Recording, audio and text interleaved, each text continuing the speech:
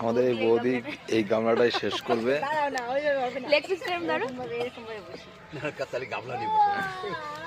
এই গামলাটাতে শেষ করবে। দেখুন খেতে ভালোবাসে কিন্তু শরীরটা খুবই দুর্বল। এই গুড়া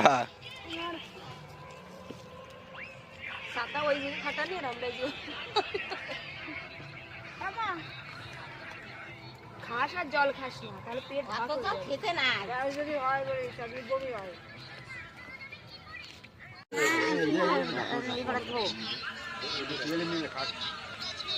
এই যে পিকনিকের মজা আছে এই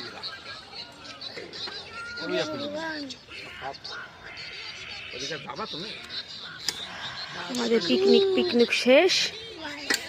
এবার আমরা যাবো বাড়ির দিকে।